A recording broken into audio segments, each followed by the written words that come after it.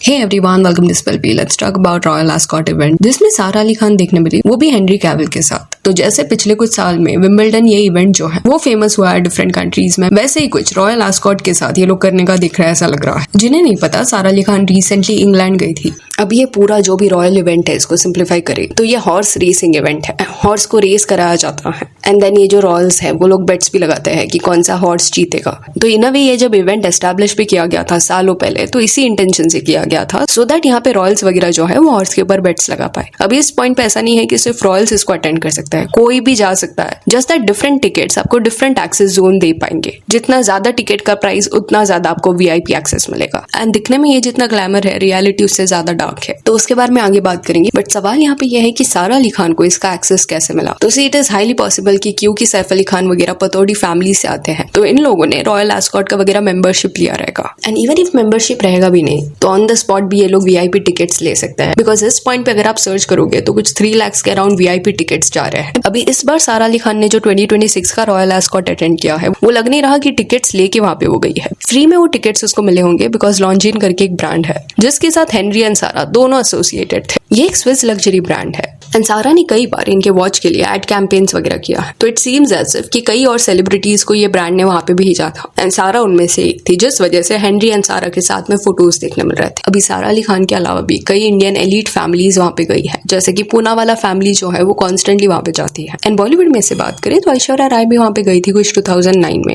Again उस point पे भी सेम वॉच ब्रांड ने उनको वहां पे भेजा था। देन कुछ साल बाद 2013 में भी ऐश्वर्या ने अटेंड किया था। फिर अभी कुछ 3 साल पहले 2023 में प्रियंका चोपड़ा भी वहां पे गई थी। अभी रॉयल एस्कॉट के जो गेस्ट है उनको तभी एंट्री मिलता है जब वो प्रॉपर ड्रेस कोड जो भी होता है वो फॉलो करते हैं। मेल्स के लिए एक स्पेसिफिक सूट मेंशन है कि क्या क्या होना चाहिए एंड फीमेल्स के लिए भी हैट वगैरह क्या चाहिए, ये सब उनको मेंशन करके दिया जाता है एंड ये उनको फॉलो करना पड़ता है, अदरवाइज उनको एंट्री नहीं मिलेगा। एंड ये पूरा जो इवेंट है वो क्लासिज्म को प्रमोट करता है। देखा जाए तो बहुत शैलो है एंड इंडिया से कुछ इसका रिलेशन नहीं है। जस्ट दैट नेक्स्ट कुछ ईयर्स में इट सीम्स एज इफ कि ये जो इवेंट है वो भी फेमस होगा इंडियन सेलिब्रिटीज के बीच में। टिकट्स लेके लोग जाएंगे वहां पे, जैसे विंबलडन टेनिस टूर्नामेंट के साथ हुआ। जिनको शायद इतना टेनिस में इंटरेस्ट भी नहीं है वो भी वहां पे स्पॉट हुए थे। विंबलडन टेनिस इवेंट जो है इसके बारे में अगर आप देखोगे तो एक पैटर्न आपको नोटिस में आएगा कि लास्ट 2 साल से एक्टर्स इन्फ्लुएंसर्स ये इवेंट में जा रहे हैं, जबकि इसके पहले सेलेब्स जो है वो इतना कीन नहीं देखने मिल रहे थे, ना ही यहाँ पे स्पॉट हो रहे थे। जस्ट अनुष्का एंड विराट जो है वही एक ऐसा कपल रहा है जिन्होंने सालों पहले भी ये इवेंट को अटेंड किया था। बट उसके अलावा जो भी सेलेब्स आए हैं एंड इस इवेंट में जाके उन्होंने इंटरव्यू दिया है कि उनको टेनिस बहुत ज्यादा इंटरेस्टिंग लगता है, इस वजह से वो वहां पे गए हैं। वो कहीं ना कहीं झूठ बोल रहा ऐसा लग रहा है, क्योंकि अगर वो इतने इंटरेस्टेड थे तो पहले क्यों नहीं गए। जियो स्टार वगैरह जब उनको स्पॉन्सर करने लगा या जो मीडिया हाउसेस है वो उनको स्पॉन्सर करने लगी, तभी वो वहां पे क्यों गए।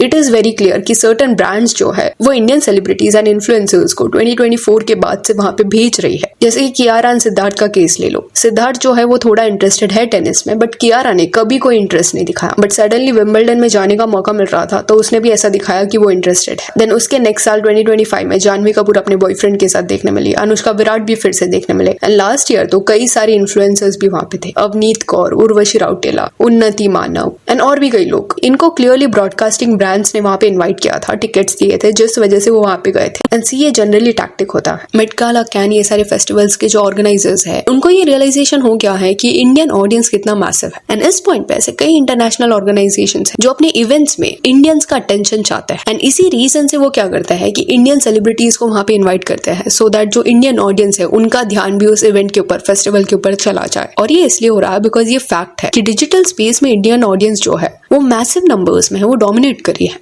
जैसे क्रिकेट का केस ले लो, इंडियन ऑडियंस बहुत ज्यादा इसमें इन्वेस्टेड है, व्यूअर्स इसके बहुत ज्यादा है, जिस वजह से इसमें प्रॉफिट्स भी ज्यादा है। तो यही सेम अटेंशन अगर दूसरे स्पोर्ट्स को भी मिला तो ऑब्वियसली ये एक बड़ा प्लस पॉइंट होगा। अभी रॉयल एस्कॉट की हिस्ट्री के बारे में बात करें तो कॉलोनियल हिस्ट्री जो है वो इसके साथ इंटरट्वाइंड है। ये एस्कॉट जो है वो 1711 में शुरू हुआ था एंड सिर्फ हाई सोसाइटी के लोगों के लिए था। इन केस वहां पे किसको जाना रहता तो मेंबरशिप के सर्टेन रूल्स होते हैं कि ऑलरेडी जो एग्जिस्टिंग मेंबर्स है उनमें से अगर कोई भी तुम्हें स्पॉन्सर करने के लिए रेडी है तो ही तुम इस एस्कॉट का पार्ट बन सकते हो, देन ही तुम्हें एलीट कंसिडर किया जाएगा। एंड लेटर ईयर्स में हुआ क्या कि जो भी ब्रिटिश एम्पायर था वो अपने एलिट्स एंड वेल्दी मर्चेंट्स के ऊपर बहुत ज्यादा डिपेंडेंट थे ऐसे इवेंट्स के फंडिंग के लिए। एंड ये जो एरिस्टोक्रेट्स एंड वेल्दी फैमिली थी, उन्होंने अपना मेजॉरिटी वेल्थ पोर्शन जो है वो कई ऐसे कंपनी से कमाया जो दूसरे कंट्रीज को एक्सप्लॉइट करी थी। For example east India company, पहले ग्लोबल एक्सपांशन के लिए उसमें फंड किया एंड जब रिटर्न्स की बारी आई तब स्टैगरिंग वेल्थ एक्सट्रैक्ट किया, लूट रहे थे वो लोग। एंड देन यही जो भी पैसा था वो ऐसे रॉयल इवेंट्स, ऐसे लग्जरी लाइफस्टाइल को फंड करने के लिए यूज किया जाता था। एंड ऑल्सो जो हॉर्स का ब्रीड है वो डिफरेंट कंट्रीज से लाया जाता ट्रेड करके एंड देन ब्रीडिंग वगैरह कर करके ऐसे हॉर्स रेसेस में वो ब्रीड्स को यूज किया जाता। तो देखा जाए तो एक्सप्लॉइटेशन एंड क्रुएल्टी के ऊपर ये पूरा बिल्ड है। रीजन बीइंग जो भी हॉर्स जीत नहीं पाता, उनका सोचो रेस के बाद क्या होता है,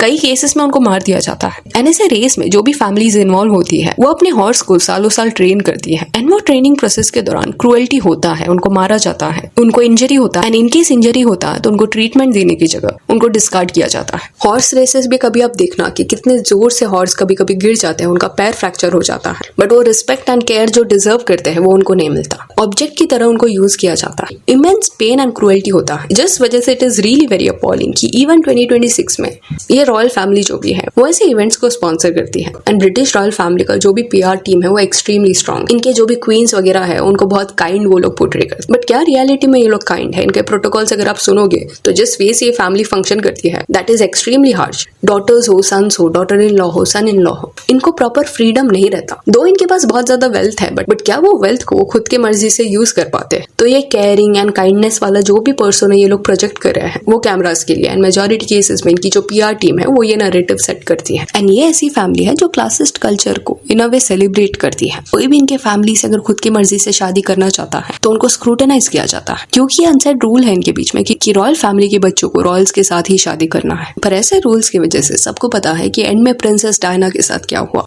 जो करंटली किंग है UK के, किंग चार्ल्स, वो प्रिंसेस डायना के हस्बैंड थे। बट चार्ल्स को डायना से प्यार नहीं था, किसी और से प्यार था। बट क्योंकि रॉयल फैमिलीज के इतने सारे प्रोटोकॉल्स थे वो अपने मन से शादी नहीं कर पाया। फैमिली के प्रेशर में आके शायद ये शादी हुई बट एंड में कोई खुश नहीं था। चार्ल्स जो था वो कॉन्स्टेंटली चीट कर रहा था डायना के ऊपर। उस फेज में डायना प्रेग्नेंट थी, इवन उसका एक बेटा छोटा था, स्टिल उस पर चीट किया जा रहा था। एक्सट्रीमली अनफेयर एंड क्रूएल वे से उनको ट्रीट किया गया। एंड एंड में जब प्रिंसेस डायना रॉयल फैमिली से सेपरेट होने का डिसीजन लेती है उस पॉइंट पे पूरे फैमिली ने पूरा जोर लगाया कि इन अ वे वो डायना को मीडिया के सामने डिल्यूजनल पोर्ट्रे करे कि उसको कुछ प्रॉब्लम है, वो सर्टेन चीजें झूठ बोल रही है, जबकि ऐसा नहीं था। प्रिंसेस डायना जो थी वो एक वेल इन्फॉर्म्ड पर्सन थी। सोचो उस एरा में जहाँ पे अनटचेबिलिटी वगैरह का एरा था, उस पॉइंट पे वो हॉस्पिटल्स में जाके लोगों को मिलती थी। एंड अभी भी लोग पोस्टमार्टम के बारे में बात करने के लिए रेडी नहीं है। तो डायना ने तो 1990s के टाइम पे पोस्टमार्टम डिप्रेशन, मेंटल हेल्थ को वगैरह डिस्कस किया था। बट क्या तभी उसकी फैमिली उसको सीरियसली ले रही थी? बिल्कुल भी नहीं। एंड सैडली एंड में हुआ क्या कि एक कार क्रैश में उनकी जान चली गई। एंड प्रिंसेस डायना के जाने के बाद उनके हस्बैंड ने कुछ साल बाद अपने लवर से शादी कर लिया। प्यार करना गलत नहीं है, जस्ट दैट ये रॉयल फैमिली जो है वो क्योंकि अपने रूल्स को ऐसे इम्पोज करती है, लोगों को फोर्स करती है एक दूसरे के साथ रिलेशन बनाने के लिए, उस चक्कर में कई सारी जिंदगी जो है वो डिस्ट्रॉय हुई। एंड किंग चार्ल्स की गलती प्यार करना नहीं था, बट शादी के बाद जिस वे से प्रिंसेस डायना को ट्रीट किया गया था, उनकी फैमिली जिस वे से उनको टॉर्मेंट कर रही थी, उसमें चार्ल्स का भी हाथ था। And clearly he was cruel. तो सोचो ऐसी फैमिली कोई भी ग्लैमरस इवेंट को अगर सेल करी है तो क्या आपको नहीं लगता उसके रूट्स जो है वो डार्कनेस से ही होंगे? एंड ऐसे ही कुछ हिस्ट्री है रॉयल एस्कॉट का। सो yeah, that's it for this video. Do let me know कि जो भी पूरा रॉयल इवेंट है इसके बारे में what you have to say. And if you want, you can follow us on Instagram, जिसका लिंक आपको डिस्क्रिप्शन में मिल जाएगा। और ये वीडियो अच्छी लगी तो लाइक एंड शेयर करें और ऐसे और अपडेट्स के लिए चैनल को प्लीज सब्सक्राइब करें। Thank you.